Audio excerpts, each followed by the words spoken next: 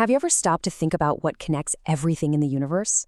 I mean, from a star burning billions of miles away, all the way down to the thoughts firing in your own brain. Well, there's this one invisible force that powers it all. And today, we're going to tell its story. This is the story of energy. So let's start with a little riddle. What could a top athlete sprinting down a track, a massive bolt of lightning, and, say, this sandwich you had for lunch, what could they possibly have in common? It sounds completely random, I know, but the answer is actually a single, incredibly powerful idea. Yup, energy. That's it. It's like the universal currency that makes change happen, linking every single event in the cosmos. But what is it, really? Okay, so the official textbook definition says energy is the capacity to do work. But let's break that down. In simple terms, if you want to make something move or heat up or even grow, you need energy. It is the fundamental get up and go of the entire universe. So how do we actually measure this stuff? Well, the standard scientific unit is called the joule. But here's the catch. A single joule is a tiny amount of energy. To really make sense of it in our daily lives, we've got to think a lot bigger. And this is where it starts to get really interesting, because it connects the science lab right to your kitchen. You know that calorie you see on a food label? Well, that's actually a kilocalorie, and just one of them contains about 4,180 joules. That's the fuel your body is using to get you through the day. Now, if you think that's a big number, check out the electricity that powers our homes. 1 kilowatt hour, that's the unit you see on your electricity bill, is equal to a massive 3.6 million joules. That's the kind of power it takes to keep the lights on. So, to really get a grip on energy, you just have to understand its basic properties. Think of them as the rules of the game. It can be passed from one thing to another, it can change its disguise, it can be stored up for later, and it can be moved around. The most important rule? It's always conserved. It never, ever just disappears. But there is a little catch. It tends to get a bit messy over time, degrading it to less useful forms, like waste heat. And that brings us to maybe the single most important rule in all of physics: conservation. You cannot create energy from nothing, and you cannot destroy it. It only ever moves around and changes form. The total amount of energy in the entire universe has been the same since the very beginning. So, how does it get passed around? Well, it happens in two main ways. The first is heat, which is just energy flowing from a warmer thing to a cooler thing. Simple enough. The other way is as work. Now, in physics, work means you're using a force to actually make something move. You know, when you push a shopping cart, you're doing work. You're transferring your energy to that cart. All right, now that we know the rules of the game, let's meet the players. You see, energy wears a lot of different disguises. It's all the same fundamental stuff, but it shows up in a whole bunch of different forms. We can group these forms into a few big families. You've got mechanical energy, which is just the energy of motion. There's thermal energy, which is heat.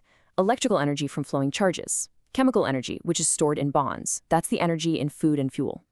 Radiant energy, which is in light. And of course, there's the big one, nuclear energy, which is locked deep inside the atom. Let's actually watch these transformations happen. A pole vaulter is the perfect example. It starts with the run-up.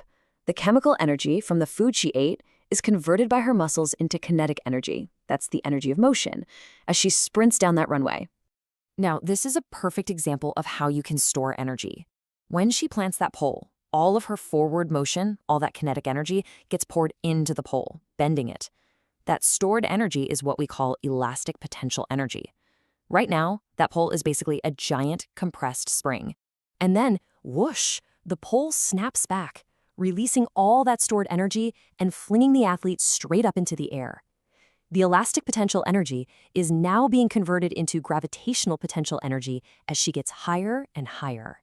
Finally, as she clears the bar and starts to fall, all that stored height, that gravitational potential energy, turns right back into kinetic energy, the energy of motion, until she lands on the mat. And at that point, it all spreads out as a little bit of heat and sound.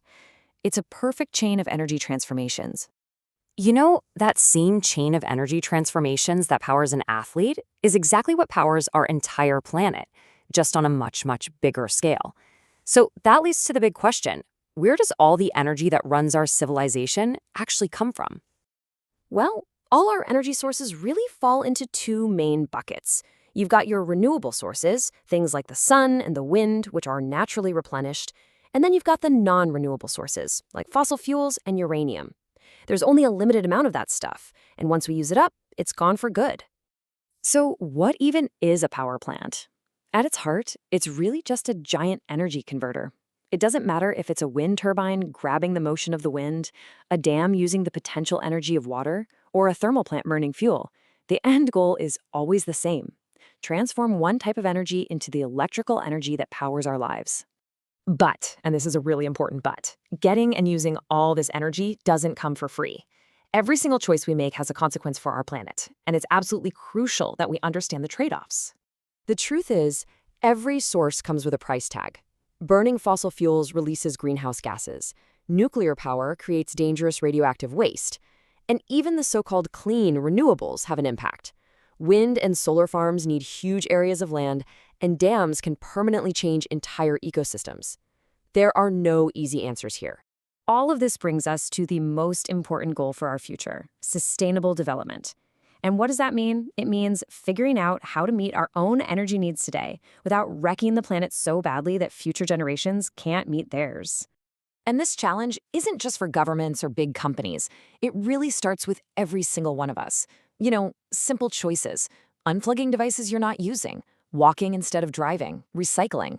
They might seem small, but when you multiply them by millions of people, they add up to a huge reduction in the energy we all use. So we're right back where we started. Energy itself is a constant. It just changes form. The one thing in the equation that can change is us. So the real question we all have to answer is, how are we going to choose to shape its future?